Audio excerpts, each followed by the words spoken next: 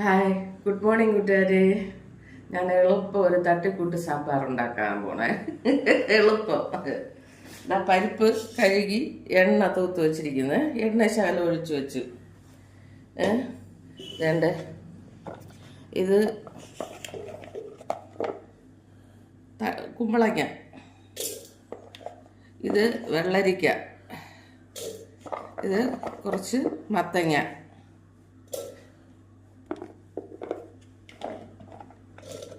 ഇതിനൊക്കെ തട്ടണം കേട്ടോ കൂട്ടുകാർ.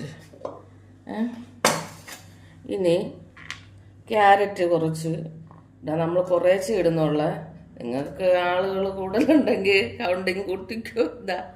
ഇത് ഉള്ളി, സവാള, ഇത് ഒരു പച്ചമുളക് എടുത്തത് കേട്ടോ, പിന്നെ കറിവേപ്പില, പിന്നെ 2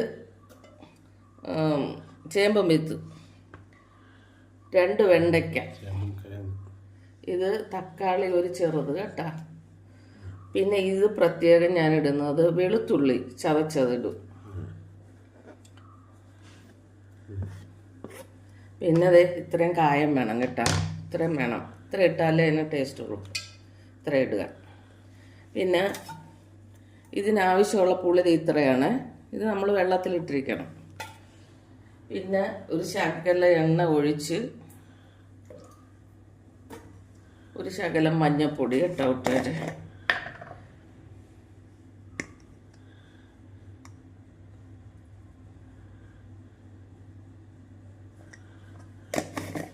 മഞ്ഞൾപ്പൊടി ഇതെല്ലാം ഇട്ടിങ്ങനെ ഒന്ന് വെളിച്ചെണ്ണ ഒഴിച്ച് കുലുക്കണം. ഇങ്ങനെ ഒന്ന് തട്ടിയെടുത്ത് വെച്ചിട്ട്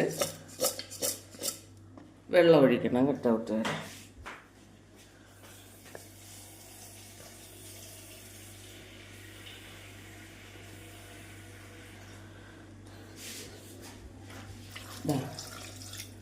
പോരാ വെള്ളം.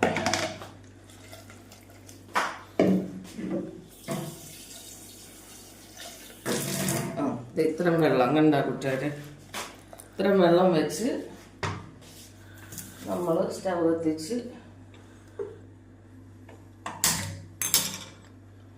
വെച്ചിട്ട്, എനിക്കിത് 2 വിസിലാകുമ്പോഴേ വേഗം കേട്ടോ കഷ്ണം.